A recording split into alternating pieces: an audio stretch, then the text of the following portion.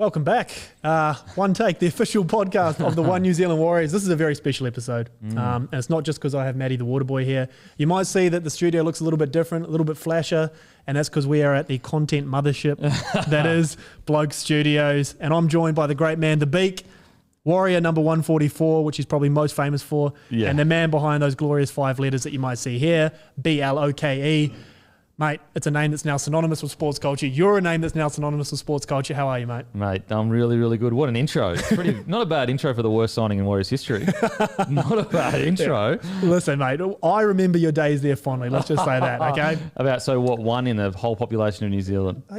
Listen, you can kick a goal. That's what I found out when you came I there. had a good moment against Manly. We'll get to that. 2009 was your crowning moment.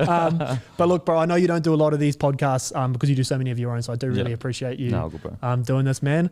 I tend to start with a bit of a vague question for most guests, and you take it where you want. But how are you, mate? How's life? Oh, mate, it's all falling apart. It's all falling apart. Missus just left. Yeah. No money. Perfect. Mate, huge gambling problem. Fuck, shit is fucked. No, life is great, mate. Life is great. I got a happy, healthy missus at home. My family's happy and healthy. I can punt responsibly, which is a good thing. Love that.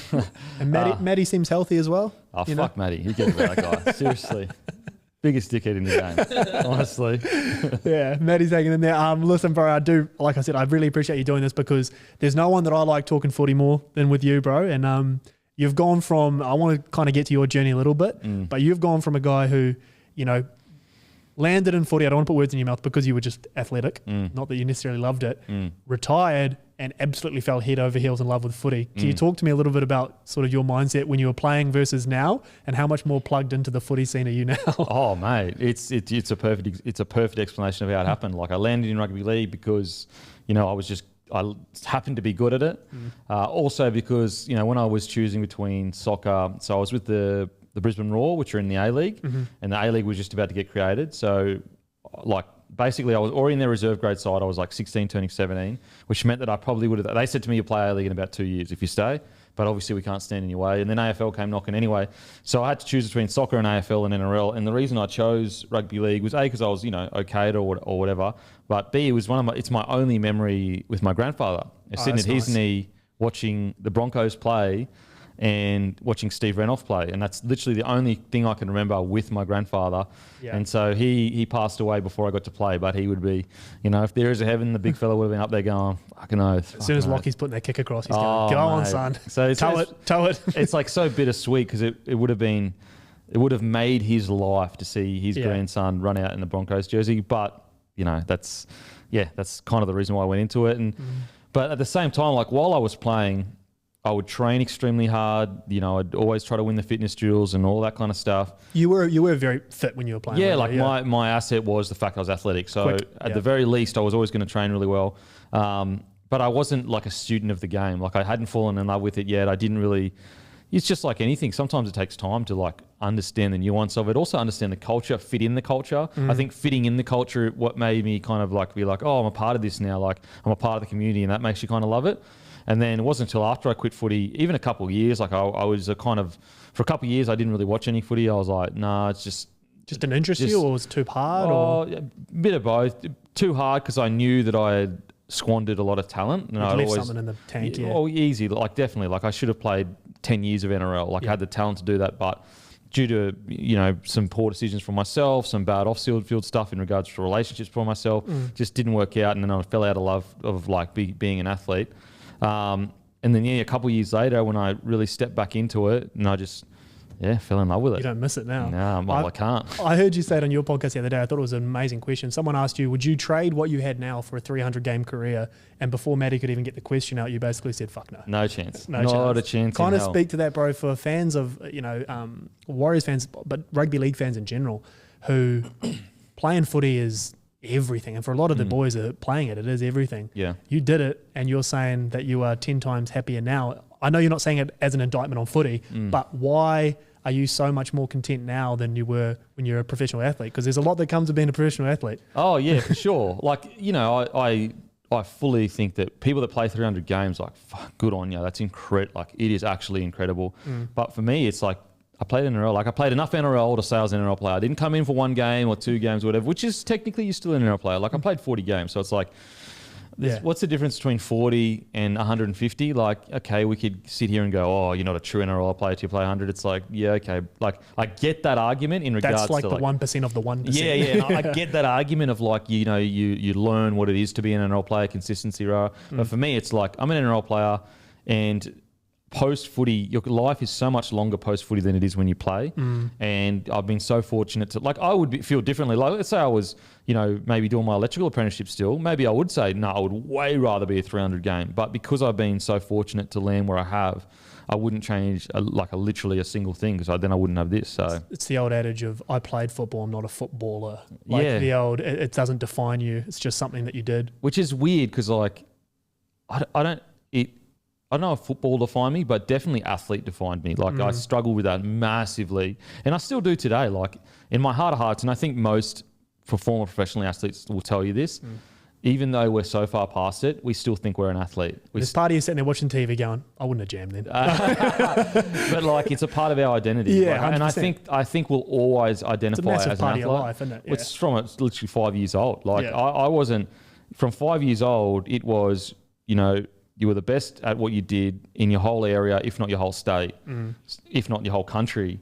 You're going to be something in sport when you're older. And so that's why I think it's really important for a lot of athletes to try to stay around the game, especially ones that are as committed as, like some people that may have started playing for fun with their mates when they were 10, maybe they don't identify as strongly, but if you've been going at like training your ass off since you were 5 years old, then it's, I just don't know what my life would be without sport. I don't know how I just think it would be pointless. Yeah. It'd be weird and pointless. Well, my life would be pointless without the content you're doing now, Kempy. So we will get to that, bro. But look, the weekend it was, we're still riding a high, us Warriors fans, after that amazing game from the Sharks. So I want to get the Bigs perspective. Yep. For anyone who might not have listened to you and Guru and the boys breaking it down earlier in the week, what'd you make of that famous Wires v Sharks game, mate? Mate, it's amazing. But you know what? It's been a long time coming.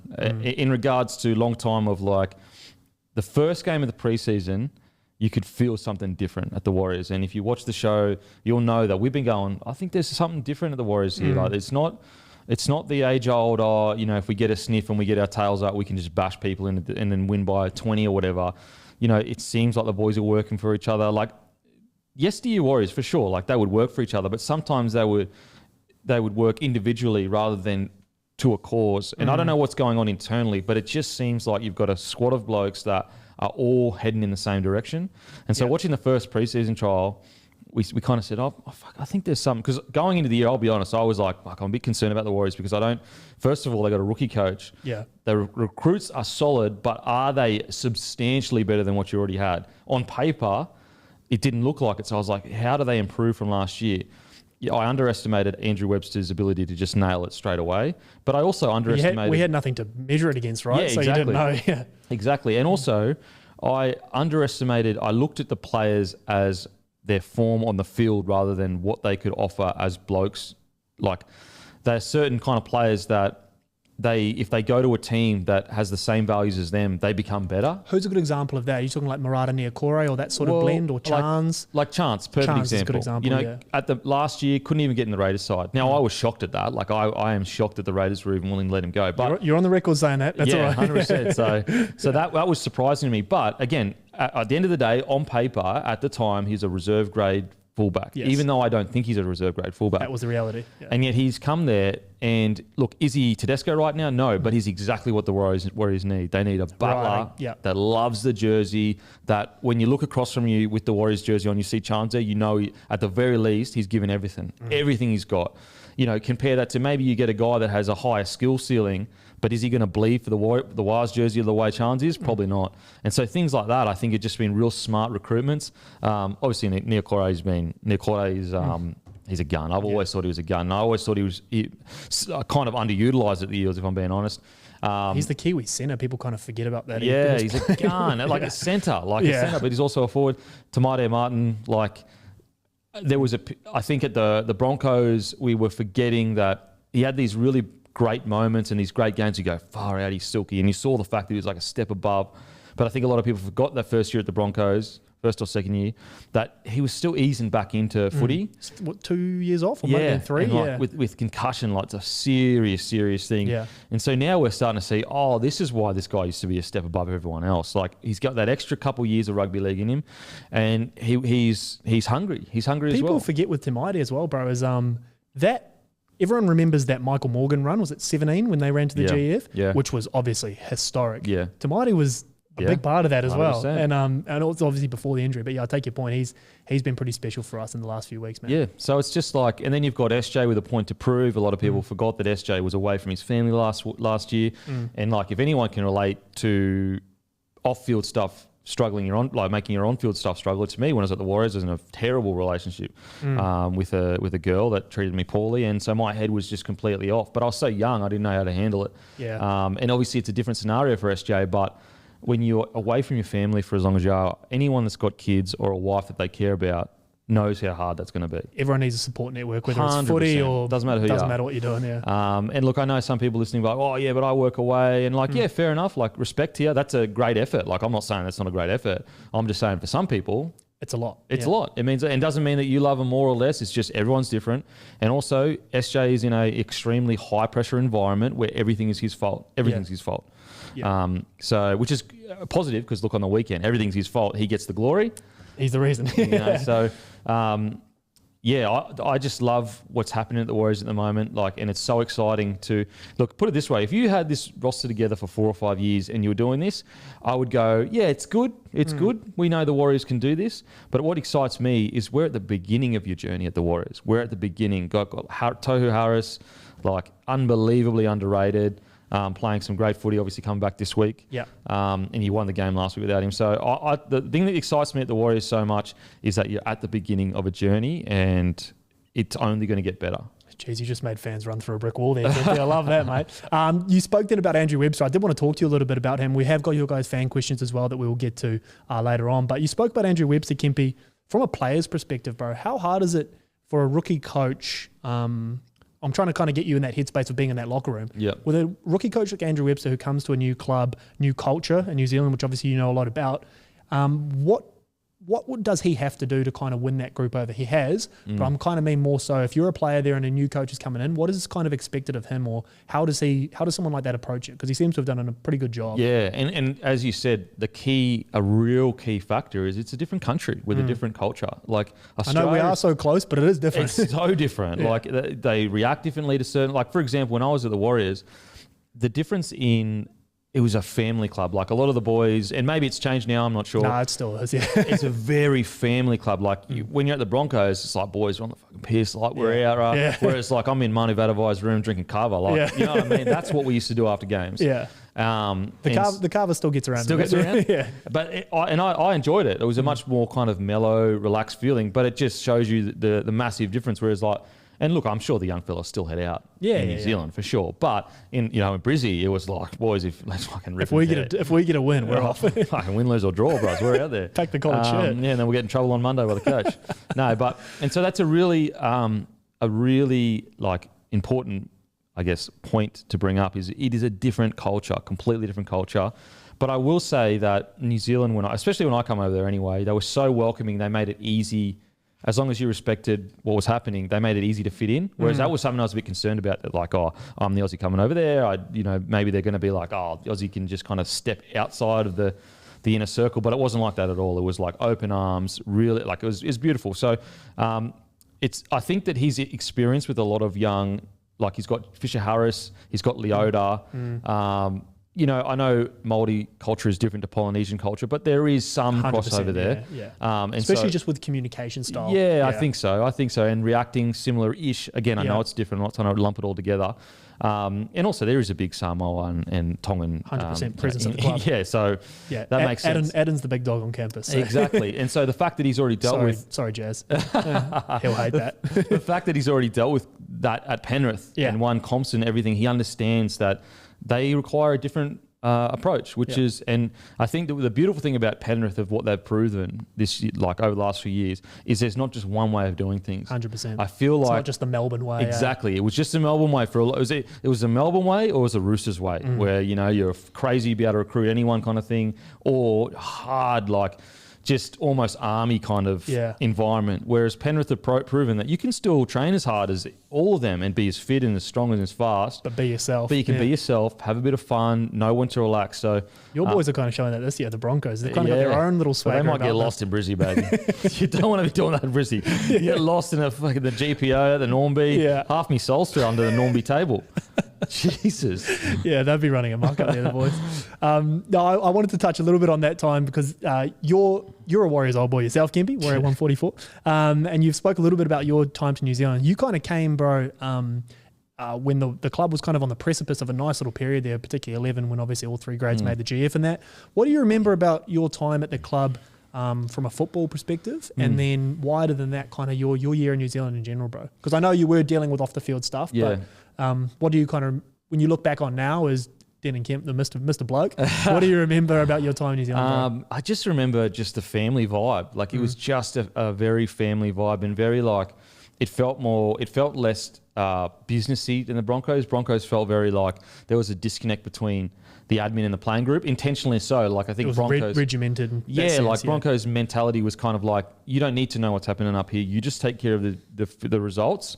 We'll take care of this. And it worked, yeah. Yeah, and it works, and it kind of protects the players from being stressed out about what's going on there. Whereas the Warriors felt very much like this is an open, like this is an open door kind of policy. What year did you get there, Kempy? Was that 2009? 2009. End of 2008, heading into 2009. Yes.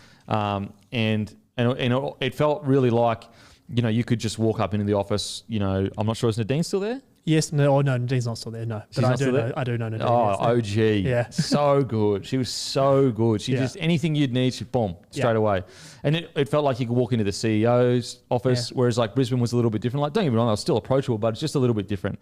Whereas the family vibe in New Zealand, like, you could just feel it. Like, who was kind of the senior boys from the football perspective at that time when you came over? So it was like Simon Mattering, Whitty, Michael Witt.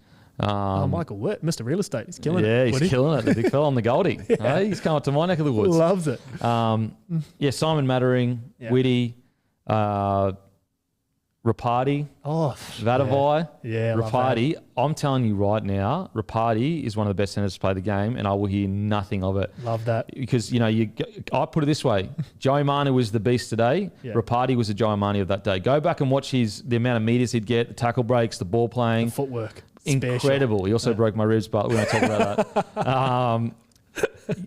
I think he's one of the most unsung, underrated centers, outside backs, to ever play the game. I swear to God. He played 10 years. He was so good, man. And like he was the Joey Manu before Joey Manu. Like I'm putting it out there. And maybe I have rose-colored glasses on and I'm misremembering, but no, he could float both sides as well. He didn't have a preference. Gun, crazy footwork.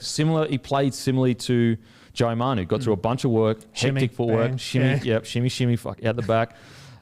Who did he? There was someone at the Broncos that he absolutely cleaned up off a kick return once. He knocked him out. Joel Clinton. Joel Clinton knocked him out. Yeah, that was back in the glorious days of the shoulder. I don't know if I played in that game on the other wing to Kevin. Yeah, I think I might have. Anyway, I don't know, but just a family vibe, and so the leaders of the team. Simon Mattering, obviously, Whitty was great. And Nathan Feen, Stacey Jones. Stace was still there. Just a Stacey Jones. Casual Stacey. Yeah. He's still there, Stace. He's I think you'll like this as well, Kempy. From I work at the club, but I'm not involved in football per se. But the amount of times Webby leans on his assistant coaches, Stacey Jones, Richie Agar, Morgus, like the way he leans on them from a respect point of view, but he's not just ticking a box. Yeah. Like when he goes to Stace with something or he says, oh, blah, blah, blah, Stace has brought me this, it's genuine. So it feels like, and Webby gets a lot of credit for what he's doing and he absolutely deserves it, but that is a legitimate coaching team that they work within. And he's obviously learnt that at Penrith where they probably do it better than anyone. Well, I mean, he was the assistant at Penrith. And actually, if you watch the All the Way documentary on 9 Now with Penrith, Nathan Cleary makes a point. He says, look, a lot of other assistant coaches, they're incredible. They get a lot of press or whatever. He said, but Andrew Webster has been crucial to what we've been doing. And he makes a point of saying Webby. So that shows you how important he was to that Penrith's makeup. We like our guy, mate. We like our guy. All right. We've obviously a million fan questions about the Warriors, but I want to talk a little bit about you. I know it's going to make you uncomfortable, but try. Hate it. After footy, mate, you spawned this machine, Bloke In A Bar. in this, I call it sub-media, and I mean that in the most respectful way possible, just because it sits under traditional media. But this space sits beside. Good work. This space that that you and Maddie, to a lesser extent, operate in. How did this sort of journey come about? I know that's a very vague question, but where do you see Bloke at the moment in that space? Because to us, you're the gold standard, bro. Yeah, I appreciate that. I see us as just, I don't see us as traditional media, but as I said, I see us beside traditional media. I see us as someone that just an alternative way to get your news, your content. It's just a different angle on rugby league. And so it's not better or worse. Like some people might think it's better, and that's great. But from my perspective, it's just like, look, this is the way we view rugby league. This is what we think, the right way is to view rugby league and the right way to give back to rugby league.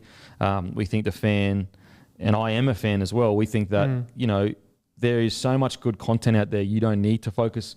Obviously we talk about negative stuff and we critique and we say, for example, Warriors at the end of the Roosters game, they made a couple of crucial errors and they shouldn't have done that. We're more than happy to be critical with that. You're not just patting the boys on the back. We're not just going, so unlucky that the Warriors they got beaten by the Roosters. It's like, no, they made errors and they need to fix that up. Yeah. And obviously they went and did that. But so it's not like we're just like everything is positive, but we just think that there is a way that we can speak about this, that you still get the excitement, you still get the drama, but you also get something that's helping the game grow in a positive direction. I'm not saying that I'm not saying traditional media doesn't have that part of it. They just view it differently. Like they view it as, we've got a story to tell and we're going to tell it no matter what. And, we feel like this angle is the best angle. It's not better or worse. It's just, this is the way I think it's better, but I'm not saying you can't say factually it's better. It's just a different way. But I personally like doing it this way. It's a bit of fun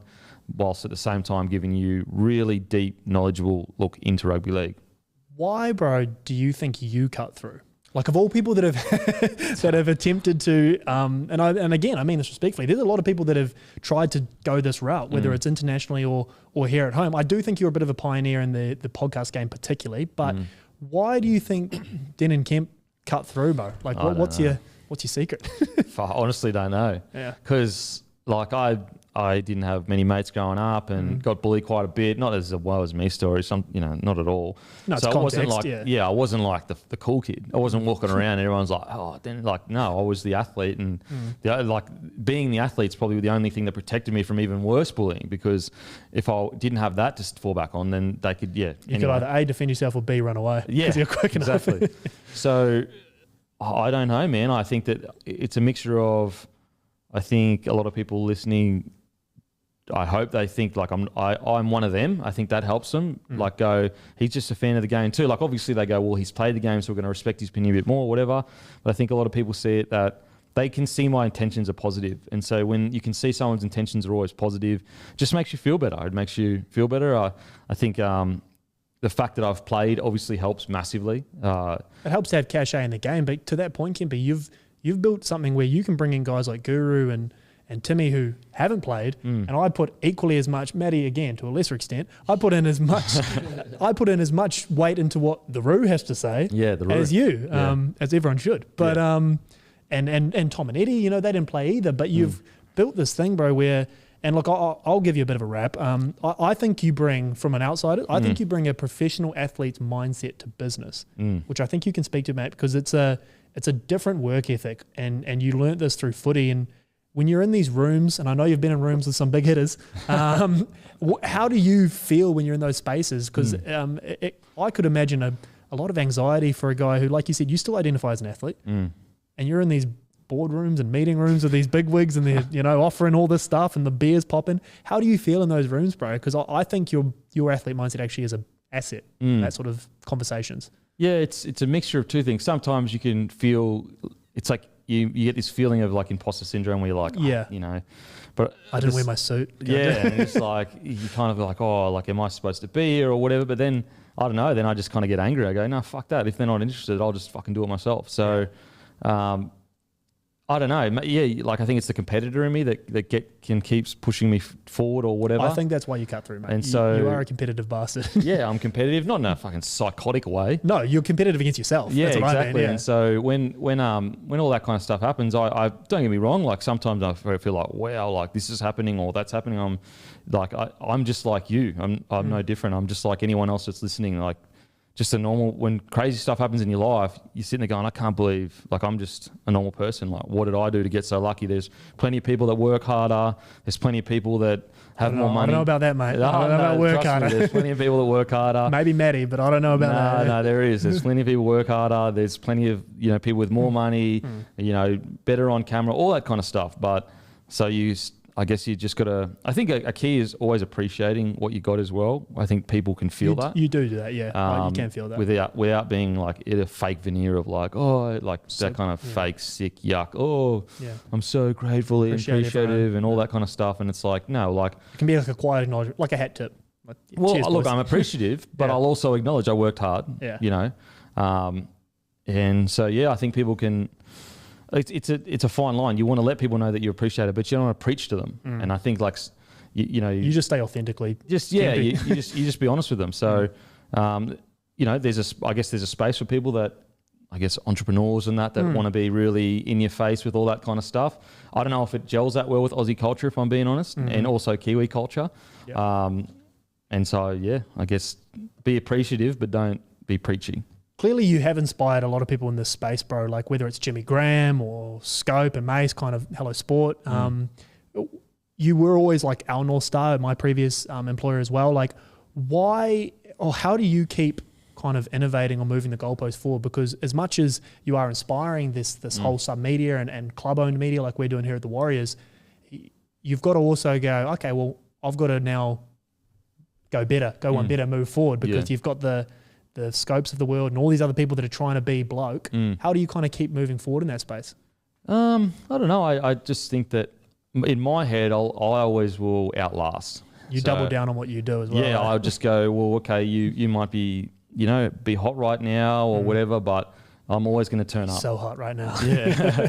I'm just always going to turn up. Yeah. And so if you want to turn up for the rest of your life, sweet. But I think I'll turn up a little bit longer. That's the competitor in me. Love that. And I think you find a lot of athletes think that. So it's not necessarily like, oh, I'm smarter or funnier or anything. It's not that at all. It's just I just feel like you might have like 100 8 out of 10 days, but I'll have 1,000 7 out of 10 days or 6 out of 10 days. Yes. And so that's where I feel like that's why. I mean, I started my podcast like 7 or 8 years ago. Yeah, people forget that. Yeah, people don't think that. People don't realise that. They just go, "Fuck, the last 18 months he's been killing crazy." And it's like, bro, this started 8 years ago. Yeah, I was working in a coal terminal, covered in coal, doing the podcast. But I'm very lucky at the same time. Like lucky that it's all come together at the right time, kind of thing. I don't know how much luck has to do with it, but you are humble. We like that. Talk to the Warriors fans, bro, who might not know a lot about Bloke in a Bar from a content perspective. What do they get weekly out of you? What's kind of your week look like from a content perspective, bro? Okay, so basically each day we post all the latest news, signings. We do every score update. We do statistics, everything like that. So you got all that on the social media. And then from a podcasting perspective, we got Monday review, which is a full review of every single game, which goes for about 3 or 4 hours. Tuesday, we usually have a player interview or a Q&A. Wednesday, I'll have the captain's run. So I've got a show with Cameron Smith where we preview/review the footy. Thursday. That's a trip out that you do a show with Cameron Smith, bro. It's bizarre. Well, it sounds weird even when you say it now. No, it is bizarre, bro. Like I literally was in the car with him yesterday, driving up to Kempy to do a show. I'm like, this is crazy, bro. The fuck? The goat of all goats. Yeah. With some fucking with Cameron winger. Smith. Yeah. With some fucking winger that played 40 games. Like, far out. What a joke. Yeah. Have you ever thought the world was fair? It's not. Clearly not. Then Thursday, I've got a show with Hello Sport. So it's just a preview, just a bit of a shit talk, a bit of fun. I don't know if you can swear on this. There's some footy. Yeah, you can, mate. And then on Friday, I got a show with Matty Johns and the real Andrew Webster. The real Andrew Webster. That's what he reckons. That's what he reckons. Yeah, we got Webby, so you take Andrew Webster. That's awesome, bro. Look, I really do appreciate, obviously, your time. We've got a couple of fan questions, which I'm going to run by you. Yep. The number one question, and we got to get it out of the way because I haven't even got a name here. I think there's well over 1,000 questions. Really? That were, specifically on this. When are we I getting can't believe that many people when are we getting Bloke in New Zealand beat? Come on, mate. Oh, man. Like, look, guys, I wish it was 2 years ago that we got Bloke in New Zealand, but we are still quite a small setup. It looks substantial, but we're a small setup. And although Australia and New Zealand are, we're quite tight. We're the Anzacs. We're tight as anything. It is still a whole new country, so... The realities of starting liquor over there is tough, right? It's essentially like starting a whole new company in a new country. So, look, as soon as the bloke can afford to step into New Zealand, we will 100% try to get New Zealand. What about maybe just from a content perspective? Because there are a couple of questions around live shows. Yeah. Is that something you would like to do over there? Maybe a test or something? No, we would love to do it. We would love to do some live shows over in New Zealand. Again, it's just all about making it make the resources and everything like that. Yeah. All right, mate. Well, I'll tell you what, if you ever need a studio, we've got a hell of one at Warriors HQ, mate. And your name carries a lot of weight around there, Denan. Still carries a lot of weight. He's a weight. All right. This first legitimate question comes from _Delamanti. He says, we often compare rugby league to other codes. Personally, I think we have overtaken AFL and rugby, but what more does the Beak believe we can learn from other codes? Well, I guess it's a bit of a wide question, but maybe what more do you think rugby league, or what are the other two codes doing better than rugby league still? It's because they're such different games. Well, rugby in New Zealand, I'm not really sure in regards to what they're doing. Rugby in Australia is just not doing that great, so probably nothing from them. AFL, they get great turnouts at their games and they've got really good memberships, but it's a different game to watch AFL live. Like it's kind of like soccer where, depth of field matters. Like being able to see someone... Everything, everything. That matters because it's all part of the game. Whereas league is everything is focused on where the ball is. So on TV it's better because you've got a close-up of the contact. Look, I think that AFL have been much more business savvy in regards to using their money in a smarter way. Like they've got an asset that's worth like $1 billion or something. So they've almost future-proofed themselves against... I know networks are partners with them, but when they go to networks and networks go, oh, we're going to offer you unders, they just go, you know what, we back ourselves and we don't need it. We'll take a loan out on our $1 billion stadium or whatever and we'll be fine. Whereas NRL doesn't really have that fallback yet. We rely, first of all, we are the most watched sport in the country, and that's not even including Origin. And yet our media deal with Nine and Fox is like hundreds of millions of less unders than AFL. Wow. Which shows you like how much we're underselling ourselves. So once we sort out... Just from like a business structural perspective. A business perspective, for sure. So that's something I think that we could learn. But yeah, rugby league's never been in a better spot. Never been in a better spot. I think it's number one. Thank you, Delmonte. The next one comes from Te Toiroa _ and then like 19 numbers. So probably a fake Maddie's fake account. It says, I missed the door. What was/is Shandor's involvement with Bloke, and would we see more of him rolling forward? Oh, I'd love to. Yeah. The big fella. Who wouldn't want to see him on the camera? The best looking man in Australia. 100. He's also the busiest man in Australia. Yeah. So. I would love to, but unfortunately he's just busy. Yeah. Like he's just got his normal job and he can't get away. But whenever he wants to, he knows that he's welcome whenever. So open door. Whenever. We love the door. Open sand door. Other Kaz. The Beaks Mount Rushmore of wingers all time. So I guess you got to have a top 5. That's tough That's tough to get. No prep, just throw it. Yeah. Dell. Yep. There's got to be a non-Bronco in here too. That's my stipulation. Yeah. Dell. Would you say Israel Folau is a winger? Yeah, absolutely. I think Manu's got to be up there. Yeah. Especially at his peak when he's playing good footy. Only player in NRL history to score 10 straight tries in 10 straight years. You put B-Moz up in there just from a try. Fox. Yeah. I think Fox has been crazy consistent for a long time. Does he make the Blues side this year? I think he should, but we'll see. Dan, this is on the spot. Yeah. I'm probably forgetting someone, but... You can't put yourself in, so... or Shandor. I'm sure... We'll just put B-Moz. I'm sure I'm forgetting someone. B-Moz. I can't really think of... I mean, there's a million other wingers that have killed it over the years. Everyone always talks about in terms of like windows. Semi Radraja in his window. He was good. Was special. Yeah. But I don't know. B-Moz is tough to usurp. Proper 274. Favourite on-field moment at the Warriors. And this is where you probably get the moment to talk about your winning kick in 09. But favourite on-field moment at our club, mate. You know what? It's funny. It's actually... Yeah, I'd say that. But there was another moment that, I was struggling a bit for form. And I did like a cover tackle against the Roosters, and I think and I took one of the players out in extra time or something, and I think we went on to win the game. And the owner, I think, came up to me and he said, you know, like, that's what being a Warrior is all about. And, you know, this is basically he's saying, like, this will help extend your stay here kind of thing. And I just remember that fondly because I was struggling a bit and I was not fitting in. I just didn't feel like it was all working. And then they, you know, obviously it didn't end up working out, but it was still positive that kind of happened. A bit of reassurance. Yeah. But yeah, Manly was for sure, like, you know, 5 metres in from touch, the game on the line. Yeah. Inversion from the sideline. Rat's tail blowing in the wind. Right, yeah, blonde ratty blowing in the wind. Blonde ratty blowing in the wind. Yeah, you yeah. really finished New Zealand culture with the blonde ratty. That's unreal. And this one, Andrew Johns, 28. So, yeah, who knows? How do you keep a straight face when dealing with those two idiots respectfully? I can only assume he's talking about Tom and Eddie of Hello Sport. How do you keep a straight face dealing with those boys? Talk more about kind of the podcast you have with those boys, because that is, as a consumer of your content, it's my favourite part of the week. Yeah. That's just 3 blokes talking utter nonsense. Yeah. That's what it is. And then right at the end, a quick bit of footy. Yeah, like literally it says NRL round whatever preview. Yeah. And it's just nonsense for an hour and then a bit of footy talk. And the footy talk is just nothing. Like it's just nothing. They're pretty self-deprecating in the sense they know we don't know what we're talking about here. So let's talk some rubbish. Yeah. I think on the Thursday show, DMP, you just got to go into it realising that this is just all nonsense. You've also at that point talked, if my calculations right, about 8.5 hours of footy. Yeah. So 3.5 on Monday. 3.5, yeah. And then say a player interview is like, you know, an hour and a half. Yeah. And then Wednesday's a 3-hour show. Yeah. Yeah, you're up towards about 8 hours of footy. So you probably want to sit in there and talk about Batman as a bouncer or whatever tangents they go down. All right, this one comes from Youssef. We've got 2 more here, bro. Youssef, huge fan of the Beak. Who isn't? Tips to stay motivated tips to stay motivated when feeling fatigued. This isn't just a footy question, so I guess he's more just asking for how do you keep the Beak down and moving forward, mate. Stop feeling sorry for yourself. You're lucky to be living where you are. You're lucky that you're happy, you're healthy. Get after it. Love that. And last one, Jared.Marsman asks, it's quite a nice one to end for us, bro. This is a Warriors podcast, and he asks, what do you think Sean Johnson will say when he looks back on his career? Love watching the kid plays footy at the moment.